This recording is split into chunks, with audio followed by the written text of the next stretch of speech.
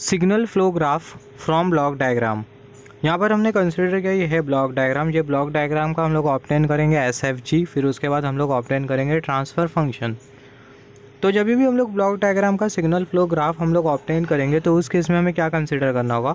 उस केस में हमें सबसे पहला देखना होगा input node, output node, take off point और समिंग पॉइंट। यहाँ पर अगर हम लोग देखें, यहाँ पर हमें ये समिंग पॉइंट दिखाई दे रहा है, यहाँ पर ये टेक ऑफ पॉइंट, ये summing point, take off point, summing point और यहाँ पर ये टेक ऑफ पॉइंट। तो हम लोग सबसे पहला क्या करेंगे, जब भी हम लोग ब्लॉक डायग्राम का SFG कन्वर्ट करेंगे तो उस केस में assign node to take off point and summing point, assign node to source node and destination node. जब भी हम लोग ब्लॉक डायग्राम का हम लोग सिग्नल फ्लो ग्राफ ऑब्टेन करेंगे तो उस केस में जो take off point, summing point, input node या और आउटपुट नोड, या फिर बोल सकते हैं इनपुट और आउटपुट, सभी के साथ हम लोग नोड असाइन कर देंगे। किस किस के साथ? इनपुट के साथ, आउटपुट के साथ, समिंग पॉइंट के साथ और टेक ऑफ पॉइंट के साथ। तो हम लोग नोड असाइन कर देते हैं। यहाँ पर अगर हम लोग देखिए, जो इनपुट है इसके साथ हमने नोड असाइन किया 1, यहाँ पर ये समिंग पॉइंट इसके साथ हमने नोड असाइन किया 2, यहाँ पर ये टेक ऑफ पॉइंट इसके साथ हमने नोड असाइन किया 3, यहाँ पर ये समिंग पॉइंट इसके साथ हमने नोड असाइन किया 4, यहाँ पर ये टेक ऑफ पॉइंट इसके साथ हमने नोड असाइन किया 5, समिंग पॉइंट के साथ 6, यहाँ पर ये टेक ऑफ पॉइंट के साथ 7, यहाँ पर ये जो आउटपुट है इसके साथ हमने नोड असाइन किया जो कि 8। अभी यहाँ से बहुत इंपॉर्टेंट कंसेप्ट है, पहला अगर समिंग पॉइंट आता है और बाद में टेक ऑफ पॉइंट आता है तो उस केस में हम लोग असाइन करेंगे सिंगल नोड दोनों के लिए।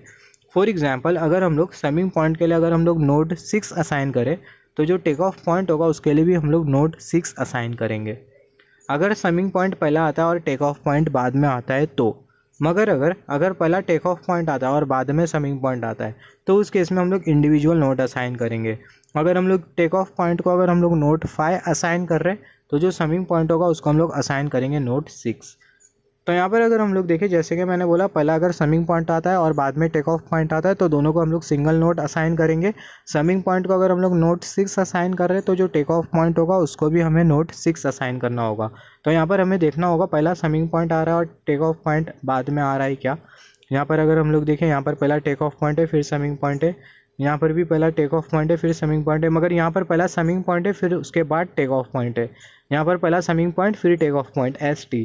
तो यहाँ पर ये जो समिंग पॉइंट है इसके साथ हमने नोड असाइन किया है 6, तो यहाँ पर ये जो टेक ऑफ पॉइंट होगा उसके साथ भी हम लोग नोड असाइन करेंगे 6, और यहाँ पर ये जो आउटपुट होगा उसके साथ हम लोग जो नोड असाइन करेंगे वो होगा 7। तो यहाँ पर अभी अगर हम लोग देखें, हमने नोड असाइन कर दिया सभी के साथ। अभी हम लोग यहाँ पर कंसीडर करेंगे नोड नंबर 1, नोड नंबर 2, यहाँ पर node number 3, node number 4, node number 5, node number 6, node number 7। तो अगर हम लोग देखें, सबसे पहला यहाँ पर ये नोड नंबर 2 और ये नोड नंबर 5, नोड नंबर 2 के बीच में और नोड नंबर 5 के बीच में क्या है, एक फीडबैक एलिमेंट कनेक्टेड है H1 और यहाँ पर ये माइनस साइन। तो यहाँ पर अगर हम लोग देखें, नोड नंबर 2 और यहाँ पर ये नोड नंबर 5 दोनों के बीच में एक फीडबैक एलिमेंट कनेक्टेड है जिसको हमने कंसीडर किया -H1।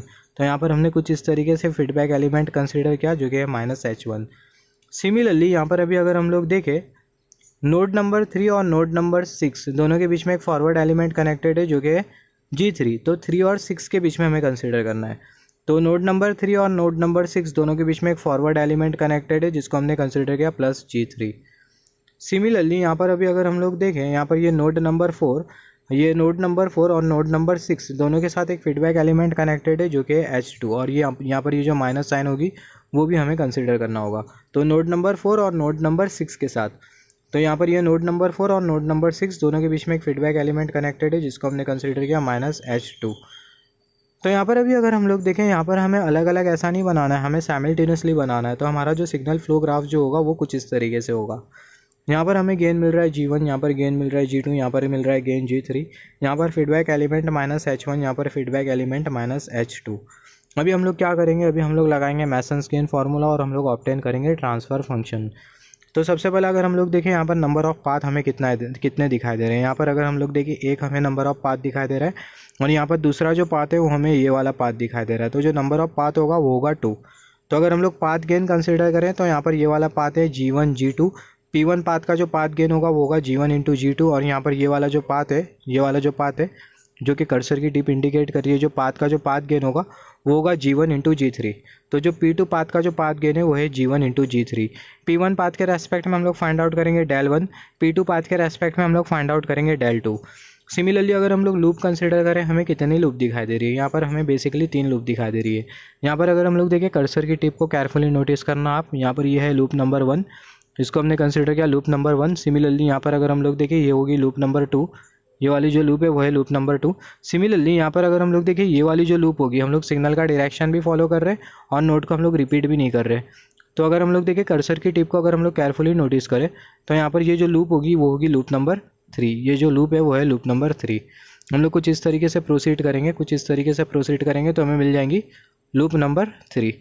तो यहाँ पर हमें मिल गई लूप नंबर 3। तो टोटल हमारे पास 3 लूप है। तो पहली वाली लूप का अगर हम लोग लूप गेन कंसिडर करें, ये है पहली वाली लूप हमारी, पहली वाली लूप ये है। तो पहली वाली लूप का जो लूप गेन होगा G1 G2 और माइनस H1, तो पहली वाली लूप का जो लूप गेन होगा वो होगा minus G1 into G2 into H1। Similarly यहाँ पर अगर हम लोग देखें, ये वाली जो लूप है वो है दूसरी वाली लूप, यहाँ पर अगर हम लोग देखें, ये वाली जो लूप है वो है दूसरी वाली लूप। तो दूसरी वाली लूप का अगर हम लोग लूप गेन कंसिडर करें, तो हमें मिल जाएगा minus H2 into G2। Similarly यहाँ पर अभी अगर हम लोग देखें, यहाँ पर ये वाली जो लूप है वो है तीसरी वाली लूप, जैसा कि हमने डिस्कस किया था। अगर उसका लूप गेन कंसिडर करें G1 G2 G3 H1 H2, तो हमें मिल जाएगा G1 into G2 into G3 H1 H2। यहाँ पर अगर हम लोग देखें माइनस माइनस साइन है तो हो जाएंगी प्लस, तो हमें मिल जाएगा G1 G2 G3 H1 H2। तो यहाँ पर हमने लूप गेन भी ऑब्टेन कर लिया। अभी हम लोग फाइंड आउट करेंगे नॉन टचिंग लूप। तो अगर हम लोग देखें, नॉन टचिंग लूप 0 है। यहाँ पर अगर हम लोग देखें, कोई ऐसी लूप है क्या जो एक दूसरे को टच नहीं कर रही है, तो यहाँ पर जो नॉन टचिंग लूप है वो 0 के बराबर में, तो जो नॉन टचिंग लूप है वो है 0। सिमिलरली हम लोग फाइंड आउट करेंगे डेल 1। तो जब हम लोग डेल 1 फाइंड आउट करेंगे, तो जो रेफरेंस पाथ होगा वो होगा P1। तो हमें कंसिडर करना होगा 1 minus sum of individual loop gain not connected with the path P1। तो यहाँ पर अगर हम लोग देखें, यहाँ पर ये वाला पाथ P1 कोई ऐसी लूप है जो कि इसके साथ कनेक्टेड नहीं है। तो अगर हम लोग देखें sum of loop gain which is not connected with the path P1, ये बराबर में हो जाएगा 0 के, तो हमें मिल जाएगा del 1 is equal to 1 minus 0, तो हमें मिल जाएगा 1। तो जो डेल 1 होगा बराबर में होगा 1 के। सिमिलरली अभी हम लोग फाइंड आउट करेंगे डेल 2 फाइंड आउट करने के लिए जो रेफरेंस पाथ होगा वो होगा P2। जैसे कि हमने डिस्कस किया था, P1 पाथ के लिए डेल 1 है, P2 पाथ के लिए डेल 2 है। तो यहाँ पर अगर हम लोग देखें del 2 reference path P2 1 minus sum of individual loop gain which is not connected with the path P2। तो यहाँ पर अगर हम लोग देखें, ऐसी कोई लूप है क्या जो कि P2 पाथ के साथ कनेक्टेड नहीं है, तो हमें मिल जाएगा डेल 2 1 माइनस 0। तो जो डेल 2 होगा बराबर में होगा 1 के। सिमिलरली अल्टीमेटली हम लोग फाइंड आउट करेंगे डेल, जो कि बराबर में होगा 1 minus sum of loop gain of individual loop plus sum of product of loop gain of 2 non touching loop minus sum of product of loop gain of 3 non touching loop. तो अगर हम लोग देखें, इसके जगह हमें क्या पुट करना है, ये दोनों तो हो जाएंगे 0, मगर इसके जगह हमें क्या पुट करना है, अभी हमें केयरफुली नोटिस करना होगा।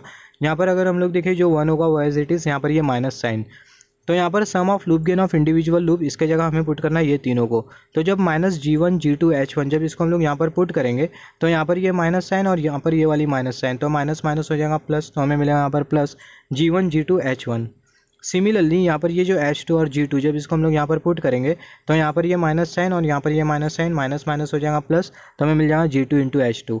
सिमिलरली ये वाला जो पूरा जो टर्म है, जो लूप गेन है लूप नंबर 3 का, जब इसको हम लोग यहाँ पर पुट करेंगे, तो उस केस में यहाँ पर अगर हम लोग देखें, इसके साथ असाइन है प्लस साइन, तो यहाँ पर ये प्लस और ये माइनस, तो प्लस माइनस माइनस, तो हमें मिल जाएगा minus G1 G2 G3 H1 into H2। तो यहाँ पर हमें डेल भी मिल गया, हमें डेल 1 भी मिल गया, हमें डेल 2 भी मिल गया।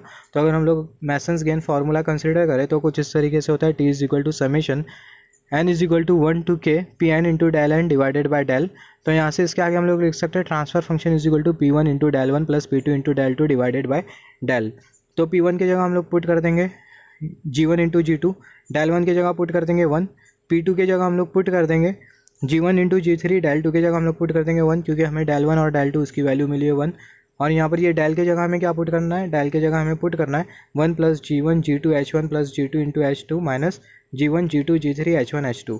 तो अगर हम लोग पुट करते हैं, तो हमें मिल जाएगा कुछ इस तरीके से transfer function G1 into G2, यहाँ पर ये डेल 1 की वैल्यू और यहाँ पर ये P2 की वैल्यू और यहाँ पर ये डेल 1 की वैल्यू 1 और यहाँ पर ये डेल की वैल्यू। तो अगर हम लोग देखें, अल्टीमेटली हमें जो ट्रांसफर फंक्शन जो मिलेगा, ये 1 इसके साथ मल्टीप्लाई हो जाएगा, ये भी 1 इसके साथ मल्टीप्लाई हो जाएगा, तो हमें मिल जाएगा transfer function G1 into G2 plus G1 into G3 divided by 1 plus G1 into G2 H1 plus G2 H2 minus G1 G2 G3 H1 H2।